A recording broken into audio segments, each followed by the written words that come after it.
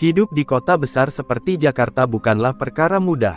Bagi sebagian orang, bertahan hidup berarti harus bekerja siang dan malam, mengorbankan waktu, tenaga, bahkan mimpi pribadi. Begitulah jalan hidup yang ditempuh oleh Afan Kurniawan, seorang anak muda sederhana yang memilih menjadi pengemudi ojek online demi membantu keluarganya. Afan bukan hanya tulang punggung keluarga, tetapi juga teladan bagi adik-adiknya dan penyejuk hati bagi ibunya.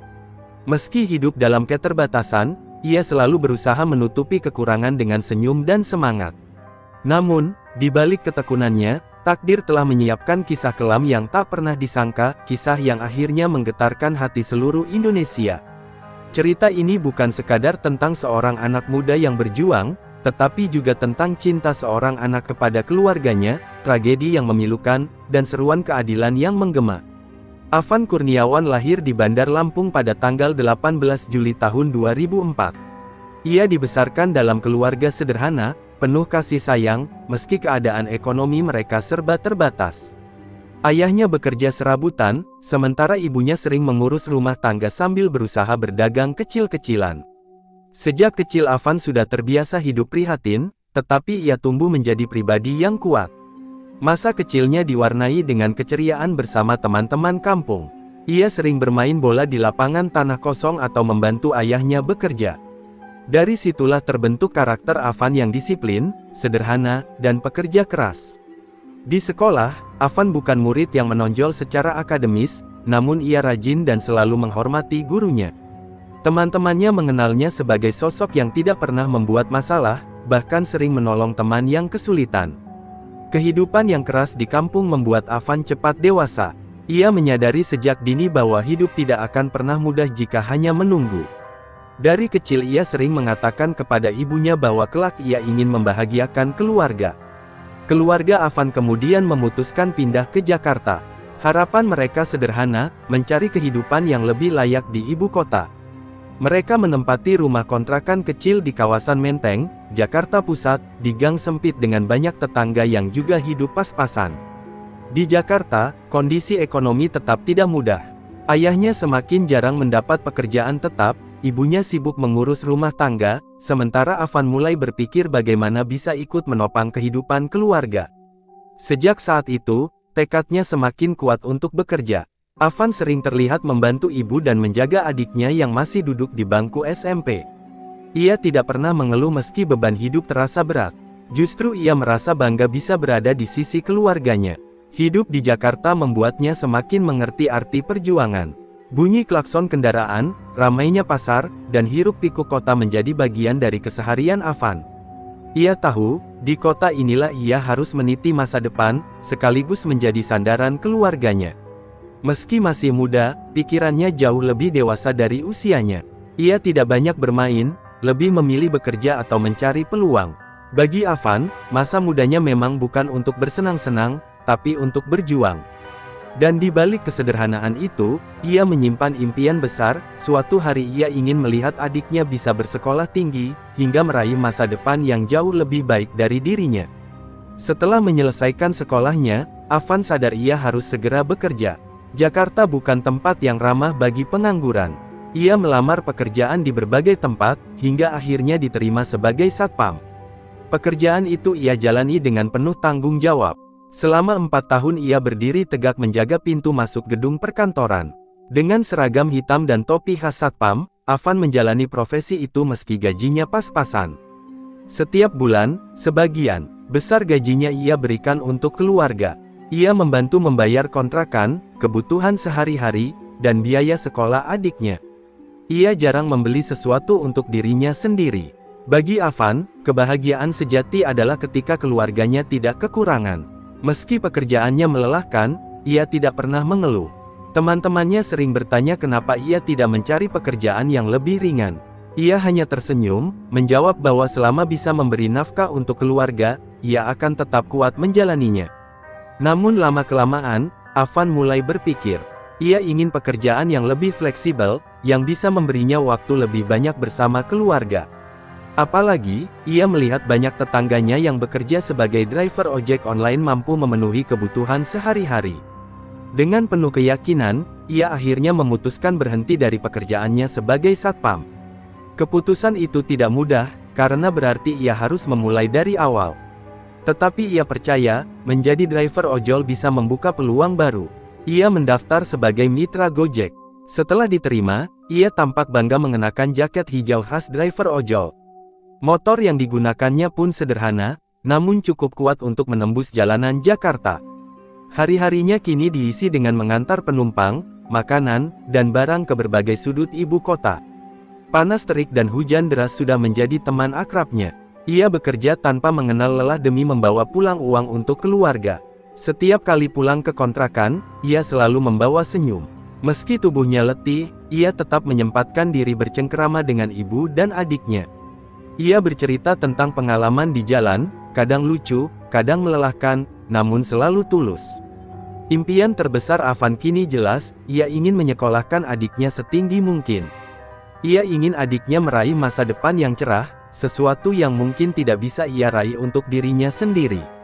Pagi hari, Afan biasanya sudah berangkat kerja setelah subuh. Ia pamit kepada ibunya, lalu menyalakan motor kesayangannya. Dengan wajah penuh semangat, ia melaju ke jalanan Jakarta yang masih sepi. Seiring waktu berjalan, ia semakin terbiasa dengan kerasnya menjadi driver ojol. Panas terik yang menyengat kulit, hujan deras yang mengguyur tanpa ampun, hingga kemacetan yang tiada habisnya. Namun semua itu ia hadapi dengan sabar. Bagi Afan, setiap orderan adalah rezeki. Ia tidak pernah mengeluh meski harus mengantarkan makanan ke tempat yang jauh. Ia hanya ingin semua orderan terselesaikan, agar bisa membawa pulang uang untuk keluarga. Setiap kali menerima notifikasi order, ia tersenyum kecil. Ia selalu berkata dalam hati, ini rezeki untuk keluarga. Dan dengan semangat itu, ia terus menjemput penumpang, mengantar makanan, atau mengirim barang ke berbagai tujuan. Afan juga dikenal ramah kepada pelanggan. Banyak yang merasa nyaman diantar olehnya. Ia sopan, tidak pernah berkata kasar, dan selalu menjaga keselamatan di jalan. Meski pekerjaannya berat, ia jarang sakit. Tubuhnya terbiasa bergerak setiap hari, mengelilingi kota dengan motor. Namun, lelah yang ia rasakan hanya terbayar ketika melihat adiknya belajar di kamar kontrakan. Ibunya sering berkata, "Afan, jangan terlalu keras bekerja. Jaga kesehatanmu." Namun Afan hanya tersenyum, menjawab bahwa ia kuat, dan yang penting keluarga bisa makan dan tetap sekolah. Setiap malam, sebelum tidur, ia sering merenung. Ia memikirkan bagaimana masa depan adiknya, bagaimana membahagiakan ibunya, dan bagaimana keluar dari lingkaran kemiskinan. Di matanya, hidup adalah perjuangan yang tak boleh berhenti. Ia tahu, sebagai anak pertama, dirinya harus menjadi tulang punggung keluarga. Hidup mungkin keras, tetapi semangat Afan jauh lebih keras dari itu. Malam tanggal 28 Agustus tahun 2025, Jakarta dipenuhi ketegangan. Ribuan buruh menggelar demonstrasi di sekitar gedung DPR MPR RI. Jalanan macet, suasana panas, dan aparat keamanan berjaga dengan kendaraan taktis. Di tengah kericuhan itu, Afan justru sedang menjalankan pekerjaannya. Saat itu ia mendapat order GoFood. Meski situasi sedang ramai, ia tetap menerima pesanan itu. Baginya, setiap order adalah rezeki. Ia tidak pernah membatalkan meski harus menghadapi situasi sulit. Malam itu ia hanya ingin bekerja seperti biasa. Afan menyalakan motornya dan melaju ke arah pejompongan. Jalanan penuh sesak oleh massa dan aparat. Ia sempat ragu, namun tetap berusaha mencari jalan agar bisa menyelesaikan orderan. Bismillah, semoga lancar, gumamnya pelan. Namun takdir berkata lain. Saat mencoba menyeberang, kerumunan semakin ricuh. Gas air mata ditembakkan, teriakan massa bercampur dengan bunyi sirene. Afan hanya ingin keluar dari kerumunan itu, tapi jalannya terhalang kendaraan besar. Di tengah kepanikan, sebuah kendaraan taktis Brimob melaju kencang. Sorot lampunya menusuk mata, suara mesinnya meraung. Afan mencoba menghindar, namun ruang terlalu sempit. Motor kecilnya tidak sanggup bergerak cepat, lalu ia parkirkan motornya untuk menyelamatkan diri. Namun nasib berkata lain, ketika berlari menghindari kendaraan polisi, kakinya terpeleset di aspal yang licin. Dalam sekejap, tubuhnya tertabrak. Ia terjatuh di aspal, masih berusaha bangkit. Namun kendaraan itu tidak berhenti, seolah ingin melindas apapun di depannya. Rekaman video memperlihatkan momen mengerikan itu. Barakuda terus melaju, melindas tubuh muda Avan yang tak berdaya. Suara teriakan saksi mata memecah malam.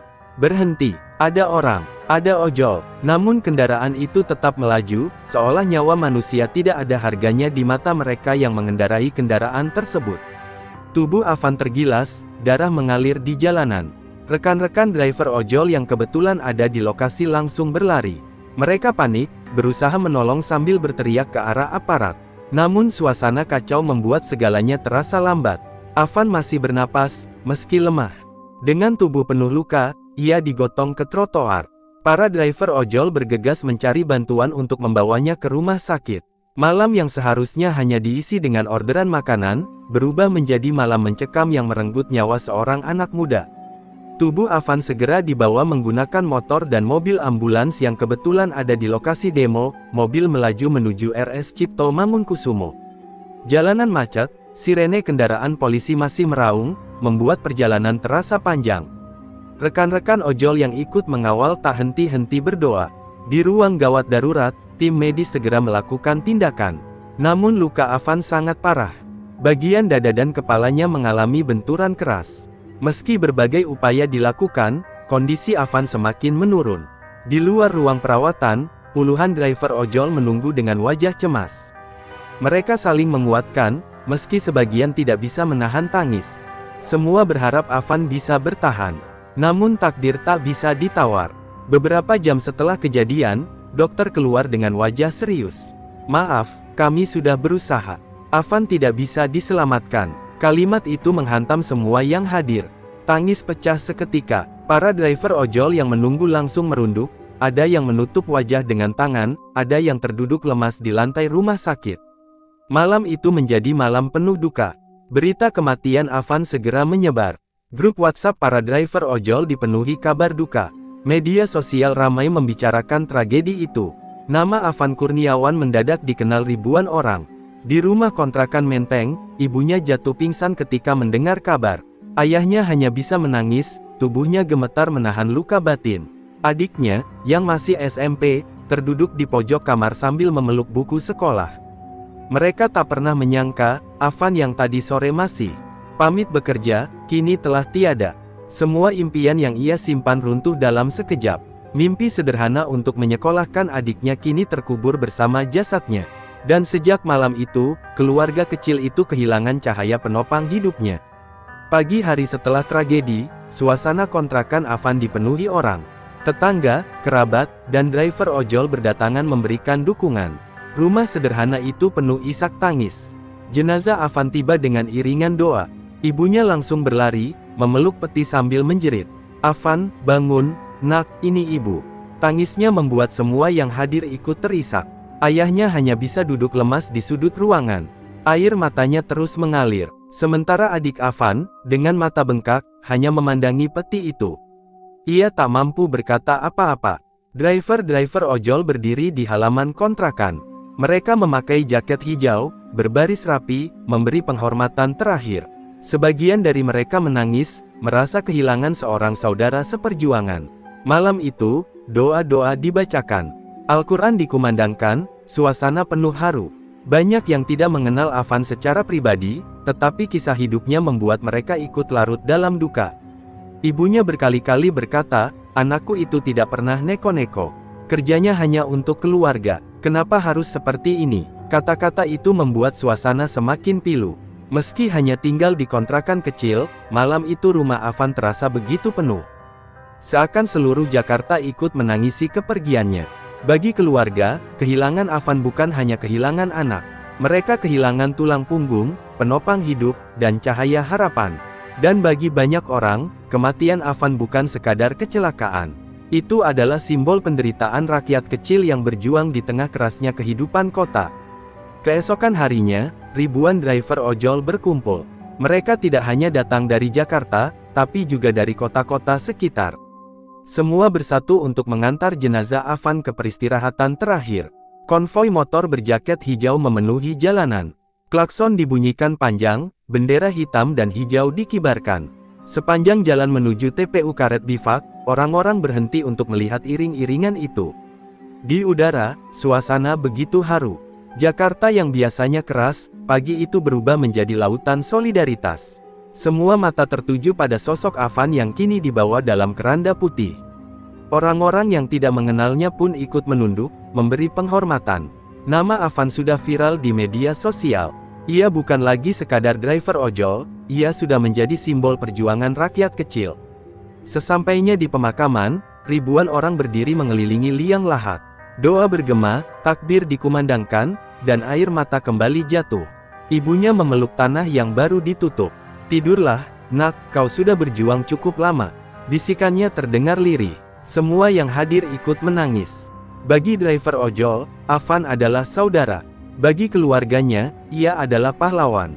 Dan bagi masyarakat luas, ia adalah simbol bahwa hidup rakyat kecil sering kali dipertaruhkan tanpa perlindungan.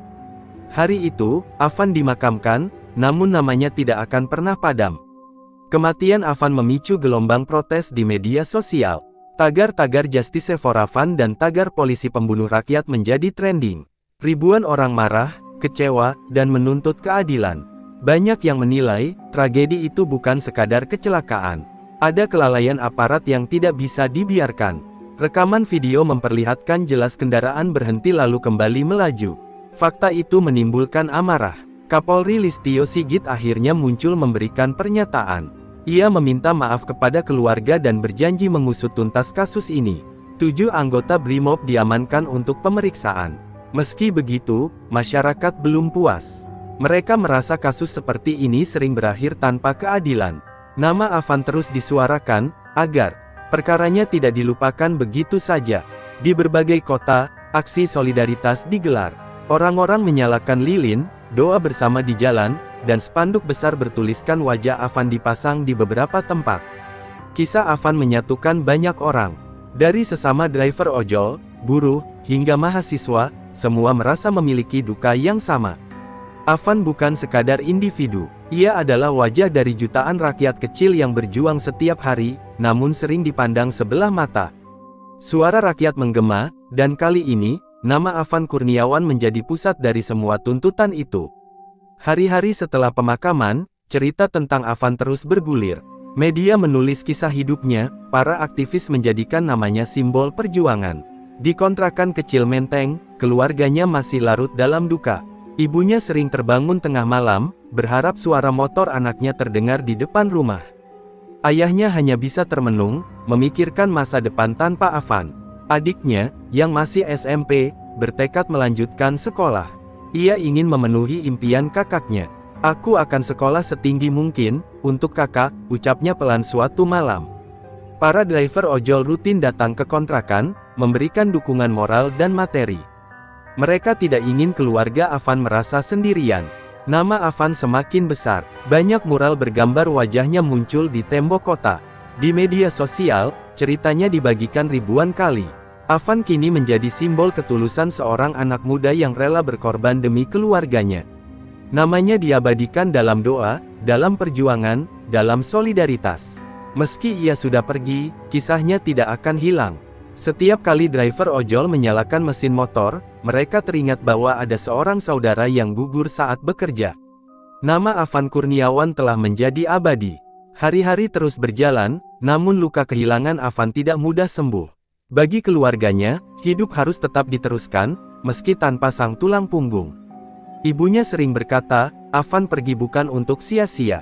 Ia pergi membawa pesan, bahwa rakyat kecil juga harus dihargai. Kata-kata itu menjadi penguat di tengah duka. Adiknya semakin rajin belajar. Ia merasa punya tanggung jawab untuk melanjutkan impian kakaknya. Buku-buku yang dulu dibelikan Afan kini menjadi saksi perjuangan yang harus ia teruskan. Para driver ojol berjanji akan menjaga keluarga Afan. Mereka mengumpulkan donasi, memberikan bantuan, dan terus menyuarakan keadilan. Kasus kematian Afan kini menjadi catatan penting bagi bangsa ini. Banyak pihak menuntut agar aparat lebih manusiawi, lebih peduli pada keselamatan rakyat. Bagi masyarakat luas, Afan adalah cermin. Ia mewakili wajah-wajah pekerja keras yang berjuang di jalanan, yang sering terlupakan, namun sangat berarti bagi keluarga mereka. Meski jasadnya sudah terkubur, perjuangannya masih hidup. Semangat Afan menjadi warisan, bukan hanya bagi keluarganya, tetapi juga bagi ribuan orang yang tersentuh oleh kisahnya. Kematian Afan bukan akhir, itu adalah awal dari kesadaran baru, bahwa setiap nyawa rakyat kecil adalah berharga. Dan di hati banyak orang, Afan Kurniawan akan selalu dikenang, sebagai anak muda sederhana, pekerja keras, dan pahlawan bagi keluarganya. Kisah hidup dan wafatnya Afan Kurniawan meninggalkan luka mendalam, bukan hanya bagi keluarganya, tetapi juga bagi masyarakat luas. Ia adalah potret nyata seorang anak yang berjuang tulus, bekerja tanpa kenal lelah demi kebahagiaan orang-orang yang ia cintai. Namun, kepergiannya yang begitu tragis menjadi pengingat keras bagi kita semua bahwa keadilan harus ditegakkan, dan tidak ada alasan untuk membiarkan kekerasan merenggut nyawa dengan begitu mudahnya. Kini, Afan telah beristirahat dengan tenang di peristirahatan terakhirnya, sementara doa dan kenangan indah tentang dirinya terus hidup dalam hati keluarga serta ribuan orang yang tersentuh oleh kisahnya. Semoga kisah ini menjadi pelajaran bahwa hidup bukan hanya tentang bekerja keras, tetapi juga tentang memperjuangkan kebaikan, keadilan, dan kasih sayang. Dan semoga Allah SWT menempatkan Afan Kurniawan di tempat terbaik di sisinya.